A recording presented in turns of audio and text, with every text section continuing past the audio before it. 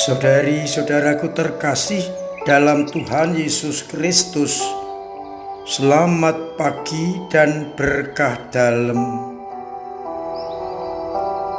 Kita berjumpa kembali dalam renungan harian Kamis 6 November 2025. Seperti biasa, kita mendasarkan permenungan pada bacaan-bacaan Ekaristi hari ini.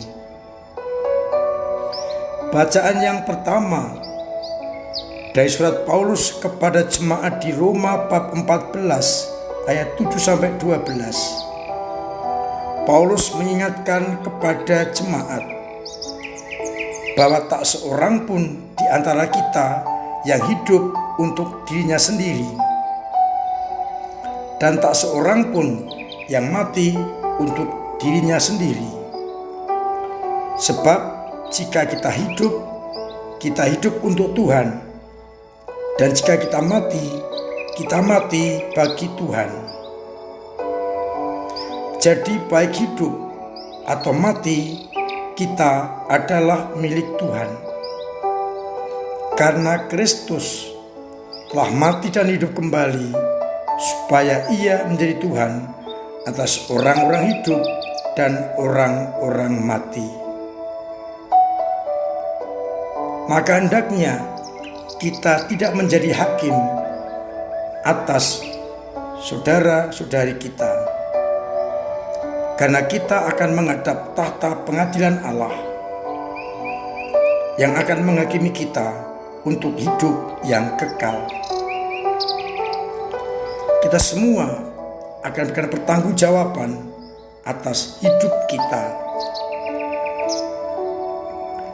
Pada Injil dari Injil Lukas bab 15 ayat 1-10 akan kita dengarkan kasih karunia Allah yang mengampuni orang-orang yang berdosa, mencari orang-orang yang hilang, yang disampaikan dalam perumpamaan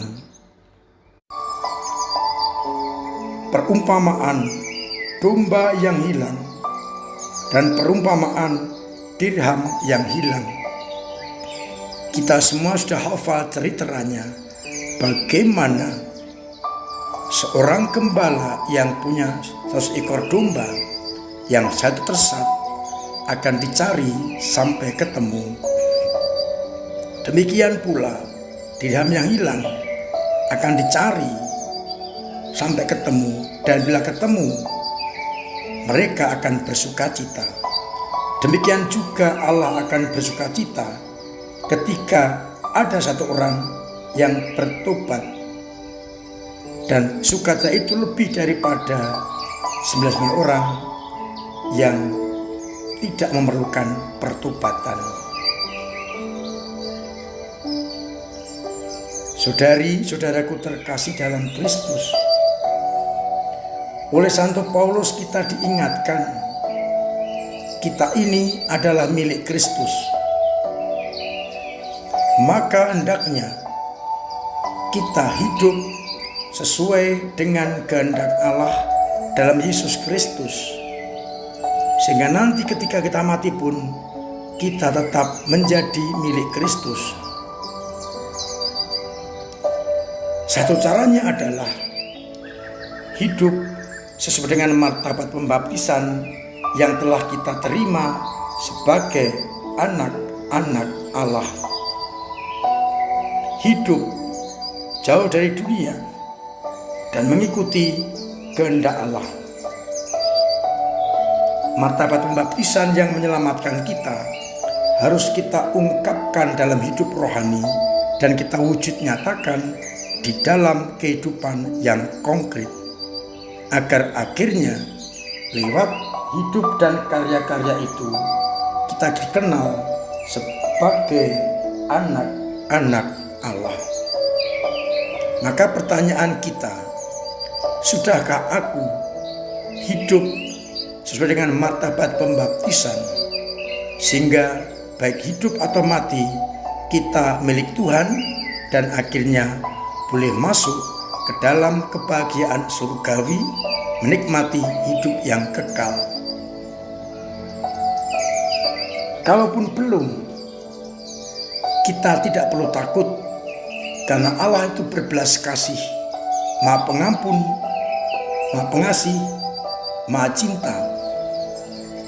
Gambaran domba yang hilang dan dirham yang hilang menunjukkan kebaikan Allah. Kita bayangkan kalau gembala meninggalkan 99 domba yang tidak tersesat dan mencari, betapa resikonya. Bisa jadi domba-domba itu akan dimangsa oleh binatang buas, atau hilang, atau dicuri oleh yang lain. Tetapi Allah lebih mementingkan keselamatan orang yang tersesat, sehingga akan dicari sampai ketemu. Persoalannya adalah, kalau Allah mencari, memanggil nama kita, bagaimana tanggapan kita? Kalau tidak ada tanggapan atau disposisi, maka sia-sialah Allah mencari. Maka kalau Allah mencari, hendaknya kita menanggapinya dengan pertobatan. Bila kita menanggapi dengan pertobatan, Allah akan menemukan kita, menyatukan kembali dengan kawanan domba-dombanya, sehingga terkumpul kembali dan akan dimasukkan ke dalam kandang, sehingga kita tetap hidup di dalam kasih karunia Allah. Seringkali tidak mudah bagi kita untuk bertobat, karena kita dikuasai oleh kedagingan, oleh dunia, oleh ego-ego kita yang merasa bahwa tindakan kita ini sebenarnya jauh dari Allah, tetapi kita tidak sadar karena dunia. Maka seperti gembala mencari dombanya yang hilang, perempuan yang mencari dirhamnya yang hilang, dari pihak Allah terus akan berusaha untuk menemukan. Tinggal kita mau tidak memberikan jawaban kepada sang gembala utama, yakni Yesus Kristus, agar akhirnya kita semua boleh kembali mengalami kasih karunia Allah dan diselamatkan. Mudah-mudahan lewat perumpamaan ini dan juga lewat bacaan-bacaan yang pertama, kita semakin berkenan kepada Allah, dan akhirnya pada waktu penghakiman, pengadilan terakhir, kita kedapatan setia dan layak masuk dalam kerajaan surga. Semoga kita semakin mampu hidup sesuai dengan martabat pembaptisan yang telah kita terima ketika kita menjadi anak-anak Allah. Baik hidup atau mati, kita milik Tuhan. Maka hendaknya semua karya kita arahkan kepada Allah sebagai bentuk pemenuhan wartaan Injil dan pemenuhan martabat pembaptisan yang telah kita terima. Tuhan memberkati kita sekalian. Amin. Marilah kita berdoa. Bapa yang penuh kasih, kami bersyukur atas sabdamu yang mengingatkan kepada kami bahwa kami, baik hidup atau mati, adalah milik-Mu, dan bahwa kami selalu Kau cari untuk kembali kepadamu kalaupun kami hilang. Kau jamin keselamatan kami, maka mampukanlah kami untuk terus mendengarkan sabda-sabdamu, agar akhirnya ketika kami menghadap pengadilan, kami pun kedapatan setia dan diperkenankan masuk dalam kerajaan-Mu yang abadi. Kuatkan iman kami yang kadang lemah, kadang jatuh, kadang mandek, bahkan kadang hilang karena godaan dunia. Semoga tetap Kau tumbuhkan, Kau dorong, sehingga kami tetap setia pada iman kami. Semoga dengan bantuan dan rahmat-Mu, iman kami dapat kami ungkapkan dan kami wujud nyatakan, sehingga kami layak menjadi anak-anak-Mu. Semoga umat-Mu yang sakit Engkau sembuhkan, yang punya beban berat Engkau ringankan, yang punya persoalan Engkau bantu untuk mengurai, agar akhirnya kami dalam situasi apapun tetap berkenan kepadamu. Untuk itu, sertai kami dengan berkat-Mu sendiri, Bapa dan Putra dan Roh Kudus. Amin.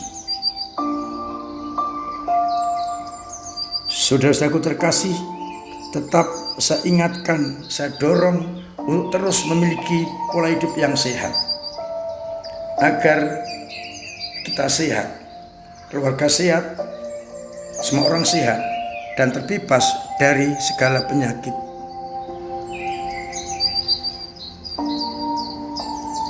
Terima kasih untuk keterlibatan panjenengan dalam program MSF untuk karya misi. Semua donasi, baik transfer maupun langsung lewat amplop, sudah terkumpul dan sudah direkap. Memang hasilnya tidak seperti tahun yang lalu, masih berkurang. Kalaupun ada panjenengan yang pernah menyumbang lewat transfer dan belum mengirimkan bukti transfer kepada kami, tolong dikirim kepada kami untuk direkap sebagai hasil akhir,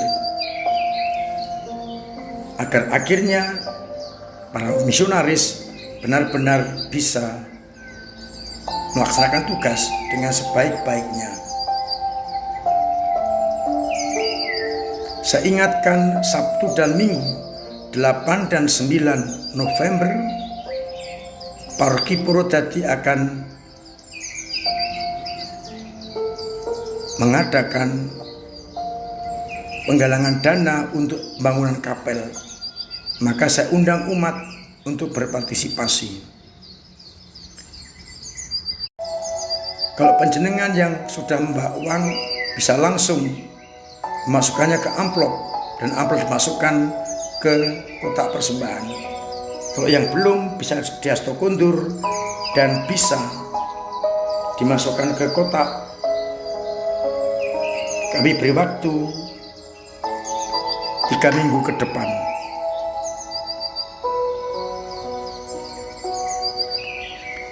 Saya juga mengingatkan lingkungan dalam rekoleksi keluarga. Terus kita tingkatkan, kita ikuti agar keluarga semakin menyerupai keluarga kudus Nazaret.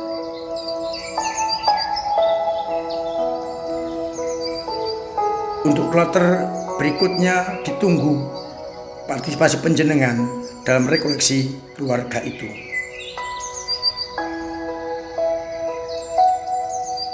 Semoga dengan rekoleksi keluarga semakin utuh, berkomunikasi setia.